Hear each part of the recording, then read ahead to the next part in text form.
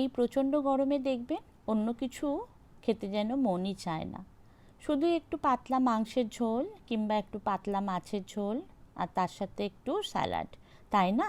আমাদের গরমকালে এই অল্প অল্প খাবারই বেশি ভালো লাগে, বেশি রিচ খাবার আমাদের কারোরই কিন্তু ভালো লাগে না।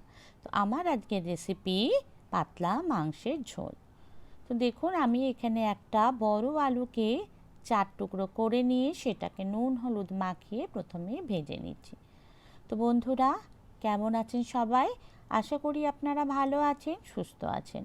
মীনাক্ষীর নতুন একটি রেসিপিতে আপনাদের সবাইকে স্বাগত। তো আলুটা ভেজে আমি তুলে নিয়েছি। এবার ওই তেলেই আমি দিয়ে দিলাম একটা তেজপাতা, যেটা আমি অর্ধেক চিড়ে দিয়েছি। এরপর একটু গোটা গরম মশলা দিয়ে দিলাম।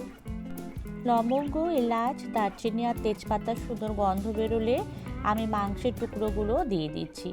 মাংসের টুকরোগুলো কিন্তু শুধুমাত্র ভালো করে ধুয়ে জল ঝরিয়ে নেওয়া আছে। এরপর এর মধ্যে একটা বড় পেঁয়াজ আমি কুচি করে কেটে মিশিয়ে দিলাম। এবার সব কিছুকে ভালোভাবে আমি একসাথে মিশিয়ে ভেজে নেব বেশ কিছুক্ষণ, মানে মিনিট 10 এটাকে আমি এবার ভাজবো।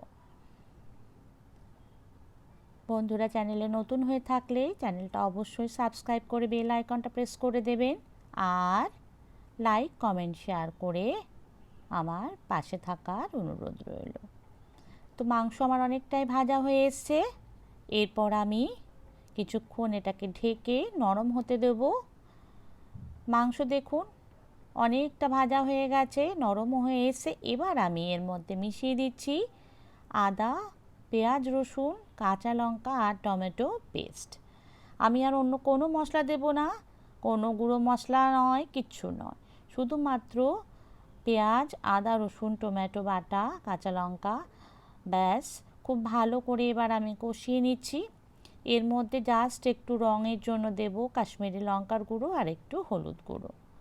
জিরের গুঁড়ো, ধনের গুঁড়ো বা আদার্স কোনো মশলা কিন্তু আমি ইউজ করব না। গরমকালে কিন্তু এই সিম্পল পাতলা মাংসের ঝোলটা গরম ভাতের সাথে ভীষণই ভালো লাগে। তো এইটাই আমি আজকে বানাচ্ছি। একটু হলুদ দিয়ে দিচ্ছি,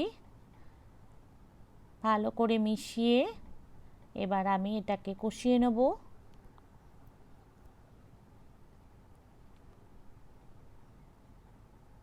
এবার মাংসটাকে আমি কিছুক্ষণ ঢেকে কষিয়ে নেব। তো দেখুন মোটামুটি তেল ছেড়ে এসছে, মাংস আমার প্রায় কষা হয়ে গেছে। আর একটু নেড়ে চেড়ে এবার আমি মাংসটাকে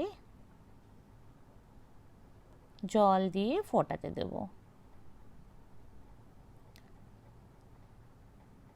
প্রয়োজন মতন গরম জল দিয়ে দিলাম। যতটুকু ঝোলের দরকার ঠিক ততটুকুই গরম জল দেবেন। পাতলা মাংসের ঝোলটা একটু ঝোল বেশি হলেই ভালো লাগে, থকথকে বেশি হলে ভালো লাগে না।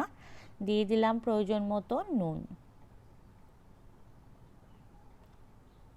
যে 4 টুকরো আলু ভেজে নিয়েছিলাম সেই 4 টুকরো আলু এবার এর মধ্যে দিয়ে দিলাম।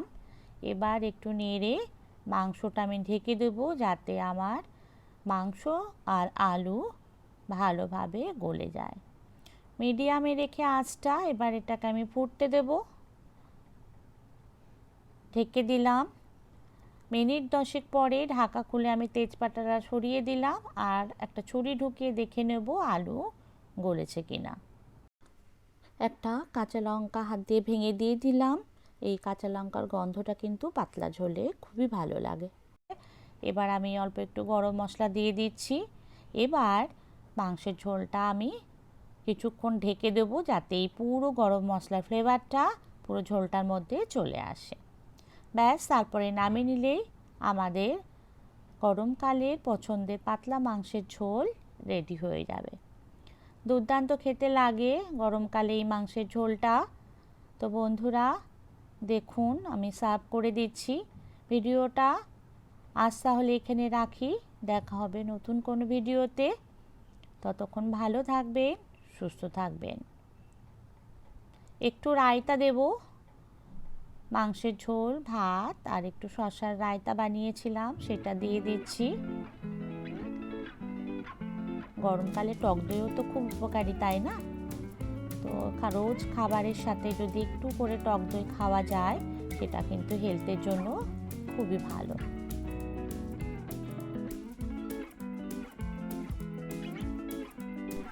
তো bye bye, bye bye everyone. Thank you for watching my video.